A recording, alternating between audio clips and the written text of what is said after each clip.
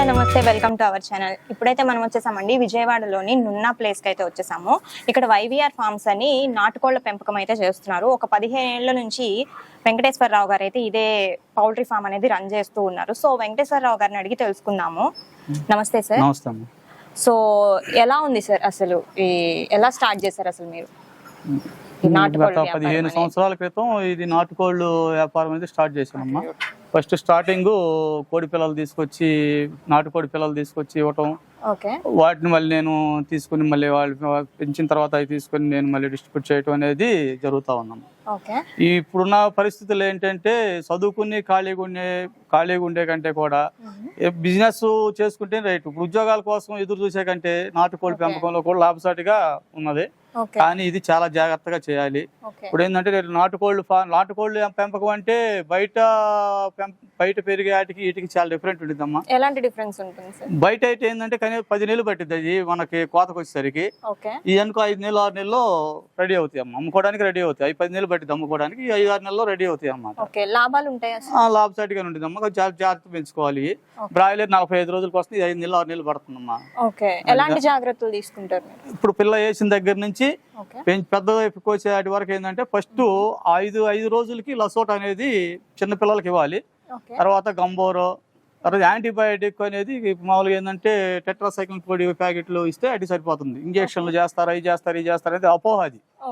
అది మామూలుగా ఏంటంటే కూరగాయలు కానీ బయట ఫీడ్ కానీ ఏదైనా ఎత్తుకొచ్చి చేసుకుంటే పెరుగుతూ ఉంటాయి అన్నమాట. అది మామూలుగా ఏంటంటే ఇది బాగానే లాభసాటిగా ఉందమ్మా వ్యాపారం అనేది. మీరు ఇప్పుడు ఫస్ట్ ఎన్ని తీసుకొచ్చి స్టార్ట్ చేశారు? నేను ఫస్ట్ 1000 పిల్లలు కానీ స్టార్ట్ చేశాను. 1000 పిల్లలు వేసాను, వాటిని పెంచడం, తర్వాత పెద్ద అయిన తర్వాత అమ్ముకోవటం, మళ్ళీ తర్వాత వేరే వాళ్ళకి పిల్లలు ఇవ్వటం, వాళ్ళ గైడెన్స్ ఇవ్వటం, అది అని చేయడం జరుగుతుంది. 15 సంవత్సరాలు. ఇక్కడ వచ్చేసి ఇప్పుడు 400 ఉన్నాయమ్మా. ప్రతి గురువారం మాకు బర్డ్స్ వస్తాయి. శుక్రవారం శనివారం అనేది ఏంటంటే వీళ్ళు మాకు ఇక్కడ షాప్ వాళ్ళు మామూలుగా ఈ బుట్టలు అమ్ముకునే వాళ్ళు హోల్సేల్ గా వేసుకెళ్ళిపోతుంటారు. ఎంత పడుతుంది సార్ మీకు ఇప్పుడు వీటికి? ఈ ప్రైస్ అనేసరికి వాళ్ళు మామూలుగా తయారయ్యేసరికి కేజీకి వచ్చేసి 200 రూపాయలు అలా పడుతుందమ్మా. మనం 350, 280 అలా అమ్ముకుంటుంటాం అనమాట.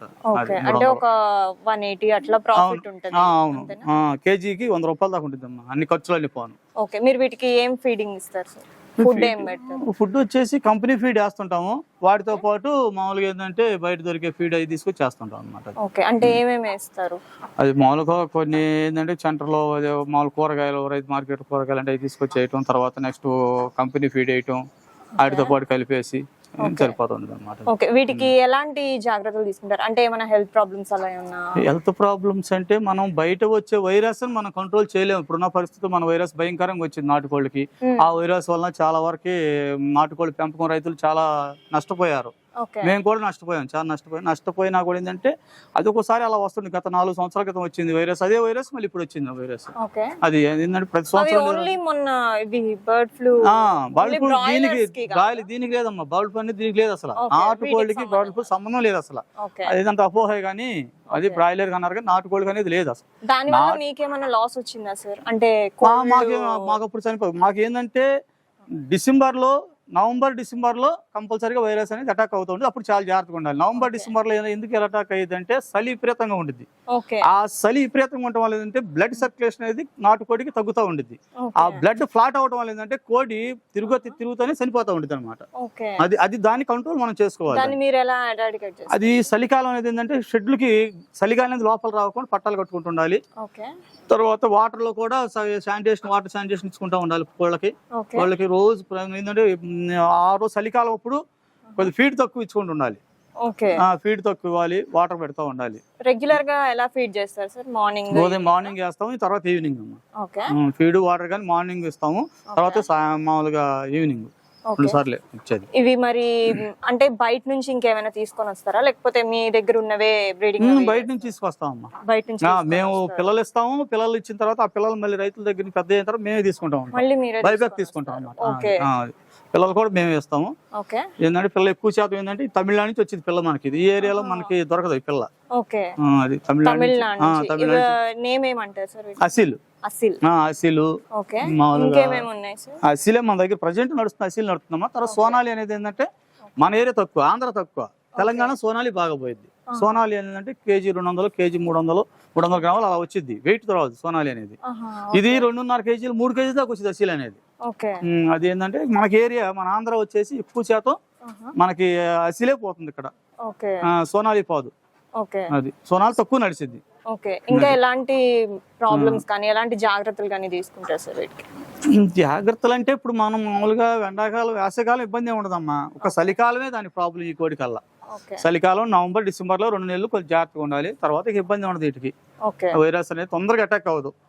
అది ఇప్పుడు ఈ మధ్య మన ఒరిజినల్ నాటుకోడి ఇళ్ళంపు తిరిగే కోళ్ళు అన్ని చనిపోయినాయి వీటి కాలం మళ్ళీ. అది ఏంటంటే ఇమ్యూనిటీ పవర్, స్టామినా కూడా ఉండిద్ది వీటికి, రోగ నిరోధక శక్తి కూడా ఎక్కువ వీటికి. మెడిసిన్ లేదు, మనం ఇచ్చే ఫీడ్ లోనే మెడిసిన్ ఉంటుంది. అది రోగ నిరోధక శక్తి అనేది ఆ ఫీడ్ లోనే కలుపుతారు, ఏ రోగాలు వచ్చినా కూడా తట్టుకునేటట్టుగా. అదే ఆ టైంలో, ఆ 2 నెలల టైంలో ఒకటికి కొంచెం తేడా వచ్చింది వీటికి కూడా. చలికాలం చలి ప్రీతంగా ఉండటం వలన కొంచెం చనిపోయింది. ఇప్పుడు ప్రెసెంట్ ఎన్ని ఉన్నాయి సార్? ఇప్పుడు ఉన్నాయి 400 కోళ్ళు దాకా ఉంటాయమ్మా. రేపు బుధవారం, శుక్రవారం, శనివారం వస్తాయి మళ్ళీ బ్యాచ్.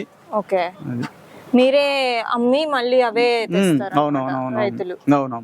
మీకు ఇందులో లాస్ ఏమైనా ఉంటుందా సార్? లాస్ ఏ ఉండదమ్మా, లాస్ ఏ ఉండదు. మేమే సొంతం చేసుకుంటాం, అది లాస్ ఏ ఉండదు. 15 years నుంచి చేస్తున్నారు? 15 సంవత్సరాల నుంచి ఇదే ఫీల్డ్ అమ్మా. ఇందులో బ్యాక్లాగ్స్ ఏమి ఉండవా? బ్యాంక్ లోన్స్ ఉంటాయి అమ్మా. బ్యాక్లాగ్స్ అంటే ఏమైనా ప్రాబ్లమ్స్? ప్రాబ్లమ్స్ ఏమి ఉండవు. నాటుకోళ్ళు అంటే ఎవరన్నా కొత్తగా స్టార్ట్ చేసుకోవాలి అనుకునే వాళ్ళకి మీరు ఏం సజెస్ట్ చేస్తారు? కొత్తగా స్టార్ట్ చేసుకోవాలనుకుంటే వాళ్ళు భారీగా అంచనాలు వేసుకోకూడదు. మనకి లక్షల్లో లాభాలు వస్తాయి దీనివల్ల. మనకు బయట కేజీ 600, 700, 800 ఒరిజినల్ కూడా అమ్ముతున్నాం, మనం కూడా దీన్ని ఇది విధంగా అమ్ముకోవచ్చు అని చెప్పేసి భారీ అంచనాలు వేసుకుని వాళ్ళు ఏం చేస్తారంటే తీసుకొచ్చి పిల్ల వేసిన తర్వాత ఒక్క నెల రోజులు చాలా జాగ్రత్తగా చూస్తారు, తర్వాత దాన్ని వదిలేస్తారు. అదే పెరిగిద్దిలే అని అలా వదలకూడదమ్మా. ఫస్ట్ ని స్టార్టింగ్ నుంచి ఎలా పెంచామో అది కటింగ్ వచ్చిన దాకా కూడా అలా పెంచుకోవాలి. మనం దాన్ని జాగ్రత్తగా పెంచుకోవాలి. మెడిసిన్స్ ఏ అవసరం అయితే మెడిసిన్ వేసుకోవాలి, లేదంటే ఇక్కడ వెటర్నరీ డాక్టర్లు గారు ఉంటారు అందుబాటులో, మనకి వాళ్ళ సలహా తీసుకోవాలి. వాళ్ళు కూడా సలహాలు మనకు ఫ్రీగా ఇస్తారు. ఏదైనా మనం ఇలా ఫారాలు పెంచుతామని తెలిసిందనుకో వాళ్ళే వస్తారు మన దగ్గరికి. వాళ్ళు గవర్నమెంట్ డాక్టర్లు కాబట్టి రావాలి, వాళ్ళు బాధ్యత అది. ఎవరైనా వాళ్ళు వస్తారు కంపల్సరీగా, వాళ్ళ మెడిసిన్స్ కూడా మనం ఫ్రీగా ఇస్తారు. కానీ మనకు చాలా మంది తెలియదు ఆ విషయం. చాలా మంది కూడా అంటే మన గవర్నమెంట్ హాస్పిటల్స్ లో, పశువుల హాస్పిటల్, వెటర్నరీ హాస్పిటల్లో మెడిసిన్స్ మన ఫ్రీగా ఇస్తారు అనేది తెలియదు. తెలియకుండా ఏంటంటే బయటకు వెళ్ళి మందులు తెచ్చుకోవడం, కోళ్ళకి వేయటం అలా జరుగుతుంది అనమాట. అది ఏంటంటే ఇవి మామూలుగా చిన్నవి నార్మల్ కటింగ్ రావడానికి ఎన్ని డేస్ అట్లా పడుతుంది? 5 నెలల నుంచి 6 నెలలు కటింగ్ వచ్చేస్తాయి. 5 months నుంచి? అవును, 5 నెలలు 6 నెలలు. నార్మల్ గా పిల్లల్ని తీసుకొని వస్తారా సార్, లేదంటే పిల్లలు ఇస్తాము, పెద్ద కోళ్ళు కూడా ఇస్తాం కావాలంటే. ఎవరైనా అమ్ముకోవాలని హోల్సేల్ అమ్ముకోవాలని పెద్ద కోళ్ళు కూడా మేము సప్లై చేస్తాం. ముందు 500 నుంచి స్టార్ట్ చేసుకోవచ్చు అండి. పిల్లలే పెద్ద అయినా 200-300 కేజీ 400 కేజీలు వేసుకెళ్ళి అమ్ముకోవడం అలా చేసుకోవచ్చు, ఇబ్బంది లేదు. 5 months వెయిట్ చేయాలి.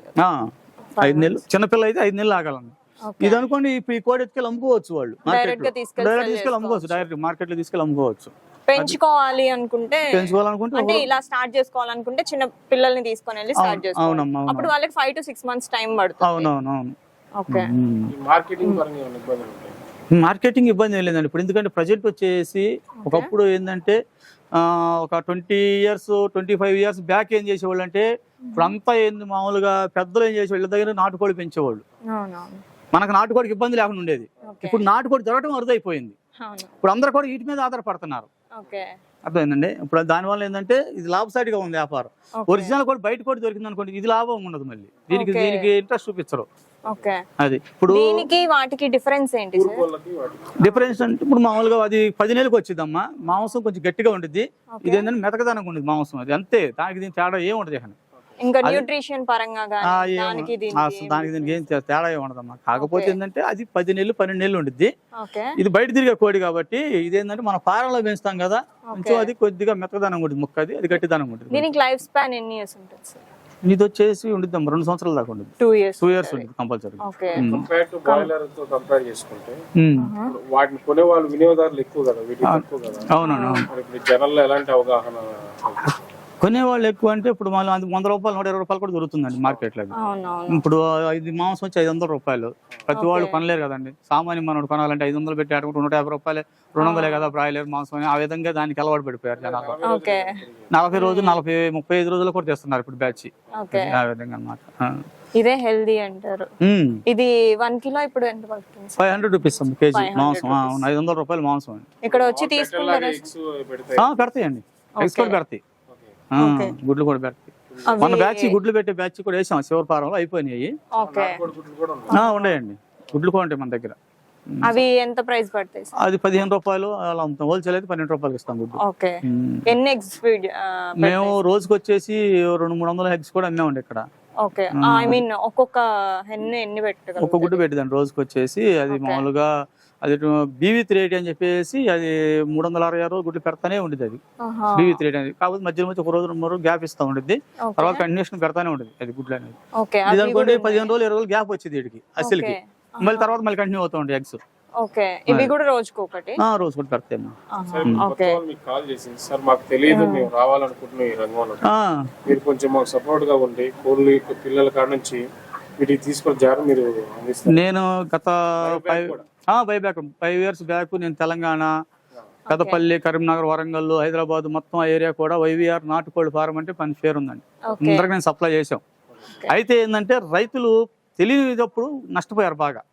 నష్టపోవడం అంటే పిల్లలు తీసుకెళ్లి 1000, 2000, 3000 పిల్లలు వేసేవాళ్ళు, కొన్ని 4 రోజులు పెంచేవాళ్ళు. తర్వాత ఏంటంటే వాటి ఫుడ్ సరిగ్గా ఇచ్చేవాళ్ళు కాదు. అవి ఫుడ్ ఇవ్వపోయేసరికి ఏంటంటే వాటి అంతా అవి పొడుచుకుంటాయి. ఇప్పుడు మనం గుంపుగా ఉంటాయి కదా, ఆహారం ఆకలి అయితే ఏం చేస్తాయి, వాటి అంతా పొడి చేసుకుంటాయి, ఏకలు పీక్కోవటం, ఆ షైనింగ్ లేకపోవటం.